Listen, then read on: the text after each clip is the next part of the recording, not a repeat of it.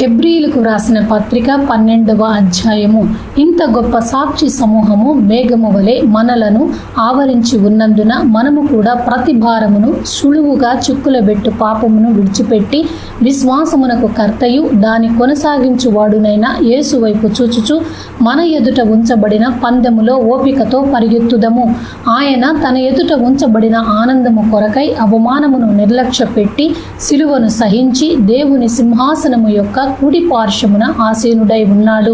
మీరు అలసట పడకయు మీ ప్రాణములు విసుకకయు ఉండునట్లు పాపాత్ములు తనకు వ్యతిరేకముగా చేసిన తిరస్కారమంతయు ఓర్చుకొనిన ఆయనను తలంచుకొనుడి. మీరు పాపముతో పోరాడుటలో రక్తము కారునంతగా ఇంకా దానిని ఎదిరింపలేదు. మరియు నా కుమారుడా, ప్రభువు చేయు శిక్షను తృణీకరించకము. ఆయన నిన్ను గద్దించినప్పుడు విసుకకము. ప్రభువు తాను ప్రేమించు వానిని శిక్షించి తాను స్వీకరించు ప్రతి కుమారుని దండించును అని కుమారులతో సంభాషించినట్లు మీతో సంభాషించు ఆయన హెచ్చరికను మరచితిరి.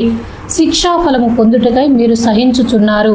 దేవుడు కుమారులనుగా మిమ్మల్ని చూచుచున్నాడు. తండ్రి శిక్షింపని కుమారుడెవడు? కుమారులైన వారందరూ శిక్షలో పాలు పొందుచున్నారు.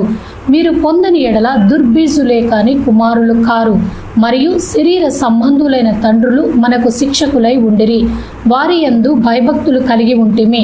అట్లయితే ఆత్మలకు తండ్రి అయిన వానికి మరి ఎక్కువగా లోబడి బ్రతుకవలెను కదా. వారు కొన్ని దినముల మట్టుకు తమకిష్టము వచ్చినట్టు మనలను శిక్షించిరి, కానీ మనము తన పరిశుద్ధతలో పాలు పొందవలెనని మన మేలు కొరకే ఆయన శిక్షించుచున్నాడు. మరియు ప్రస్తుతమందు సమస్త శిక్షయు దుఃఖకరముగా కనపడునే కానీ సంతోషకరముగా కనపడదు. అయినను దాని యందు అభ్యాసము కలిగిన వారికి అది నీతి అను సమాధానకరమైన ఫలమిచ్చును. కాబట్టి వడలిన చేతులను సడలిన మోకాళ్లను బలపరచుడి. మరియు కుంటికాలు బెణకక బాగుపడు నిమిత్తము మీ పాదములకు మార్గములను సరళము చేసుకునుడి. అందరితో సమాధానమును పరిశుద్ధతయు కలిగి ఉండుటకు ప్రయత్నించుడి. పరిశుద్ధత లేకుండా ఎవడును ప్రభువును చూడడు. మీలో ఎవడైనను దేవుని కృపను పొందకుండా తప్పిపోవునేమో అనియు చేదైన వేరు ఏదైనను మొలిచి కలవరపరచుట వలన అనేకులు అపవిత్రులై పోవుదురేమో అనియు ఒక పూట కూటి కొరకు తన జ్యేష్ఠత్వపు హక్కును అమ్మివేసిన ఏసావు వంటి భ్రష్టుడైనను వ్యభిచారి అయినను ఉండునేమో అనియు జాగ్రత్తగా చూచుకొనుడి. ఏసావు ఆ తరువాత ఆశీర్వాదము పొందకోరి కన్నీళ్లు విడుచుచు దానికోసరము శ్రద్ధతో వెదకినను మారు మనసు పొందని అవకాశము దొరకక విసర్జింపబడినని మీరెరుగుదురు. స్పృశించి తెలుసుకొనదగినట్టియు మండుచున్నట్టియు కొండకును అగ్నికిని కారు మేఘమునకును గాఢాంధకారమునకును తుఫానుకును బూర ధ్వనికిని మాటల ధ్వనికిని మీరు వచ్చి ఉండలేదు. ఒక జంతువైనను ఆ కొండను తాకిన ఎడల రాళ్లతో కొట్టబడవలెనని ఆజ్ఞాపించిన మాటకు వారు తాళలేక ఆ ధ్వని వినిన వారు మరి ఏ మాటయు తమతో చెప్పవలదని బతిమాలుకొనిరి. మరియు ఆ దర్శనం ఎంతో భయంకరముగా ఉన్నందున మోషే నేను మిక్కిలి భయపడి వణుకుచున్నానెను.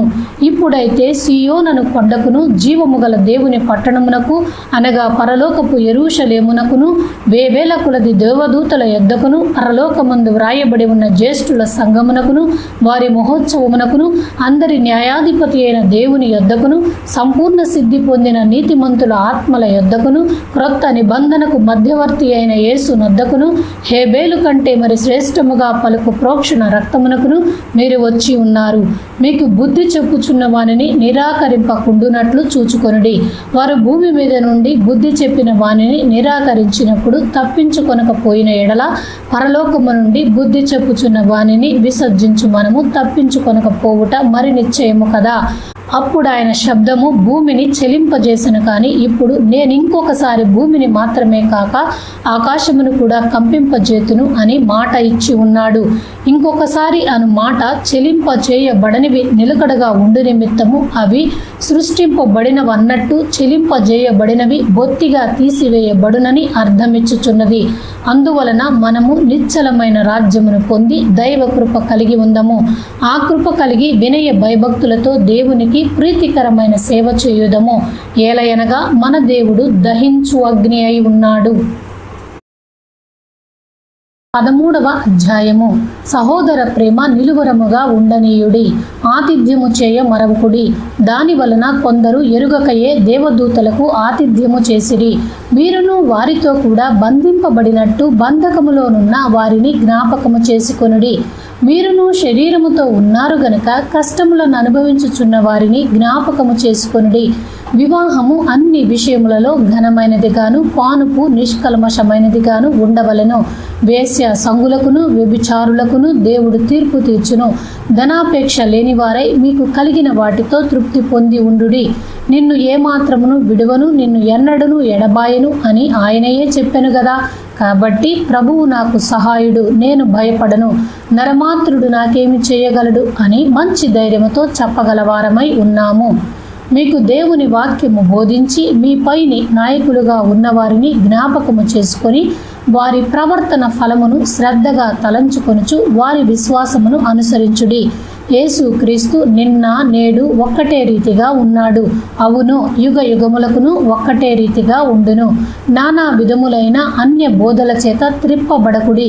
భోజన పదార్థములను బట్టి కాక కృపను బట్టియే హృదయము స్థిరపరచుకొనుట మంచిది.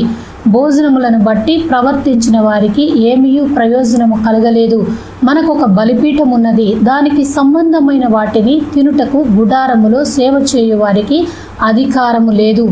వేటి రక్తము పాప పరిహారార్థముగా పరిశుద్ధ స్థలములోనికి ప్రధాన యాజకుని చేత తేబడును. ఆ జంతువుల కళేబరములు శిబిరమునకు వెలుపట దహింపబడును. కావున యేసు కూడా తన స్వరక్తము చేత ప్రజలను పరిశుద్ధపరచుటకై గవిని వెలుపట శ్రమ పొందెను. కాబట్టి మనం ఆయన నిందను భరించుచు శిబిరము వెలుపలికి ఆయన యొద్దకు వెళ్ళుదము. నిలువరమైన పట్టణము మనకిక్కడ లేదు, కానీ ఉండబోచున్న దాని కోసరము ఎదురు చూచుచున్నాము. కాబట్టి ఆయన ద్వారా మనము దేవునికి ఎల్లప్పుడూ స్తుతియాగము చేయుదము, అనగా ఆయన నామమును ఒప్పుకొనుచు జిహ్వా ఫలము అర్పించుదము. ఉపకారమును ధర్మమును చేయ మరచిపోకుడి. అట్టి యాగములు దేవునికి ఇష్టమైనవి. మీ పైని నాయకులుగా ఉన్నవారు లెక్క ఒప్ప చెప్పవలసిన వారి వలె మీ ఆత్మలను కాయుచున్నారు. వారు దుఃఖముతో ఆ పని చేసిన ఎడల మీకు నిష్ప్రయోజనము గనుక దుఃఖముతో కాక ఆనందముతో చేయునట్లు వారి మాట విని వారికి లోబడి ఉండుడి. మా నిమిత్తము ప్రార్థన చేయుడి. మేమన్ని విషయములలోనూ యోగ్యముగా ప్రవర్తింపగోరుచు మంచి మనస్సాక్షి కలిగి ఉన్నామని నమ్ముకొనుచున్నాము. మరియు నేను మరి త్వరగా మీ యొద్దకు మరలా వచ్చినట్లు ఇలాగు చేయవలెనని మరి ఎక్కువగా మిమ్మల్ని బతిమాలుకొనుచున్నాను. గొర్రెల గొప్ప కాపరి అయిన యేసు అను మన ప్రభువును నిత్యమైన నిబంధన సంబంధముగు రక్తమును బట్టి మృతులలో నుండి లేపిన సమాధానకర్తయగు దేవుడు యేసు క్రీస్తు ద్వారా తన దృష్టికి అనుకూలమైన దానిని మనలో జరిగించుచు ప్రతి మంచి విషయములోనూ తన చిత్త ప్రకారము చేయుటకు మిమ్మును సిద్ధపరచునుగాక. యేసు క్రీస్తుకు యుగ యుగములకు మహిమ కలుగునుగాక. ఆమెన్. సహోదరులారా, మీకు సంక్షేపముగా వ్రాసి ఉన్నాను గనుక ఈ హెచ్చరిక మాటను సహించుడని మిమ్మల్ని వేడుకొనుచున్నాను. మన సహోదరుడైన తిమోతికి విడుదల కలిగినదని తెలుసుకొనుడి. అతడు శీఘ్రముగా వచ్చిన ఎడల అతనితో కూడా వచ్చి మిమ్మల్ని చూచెదను. మీ పైని నాయకులైన వారికందరికిని పరిశుద్ధులకందరికిని నా వందనములు చెప్పుడి. ఇటలీ వారు మీకు వందనములు చెప్పుచున్నారు. కృప మీ అందరికీ తోడై ఉండునుగాక. ఆమెన్.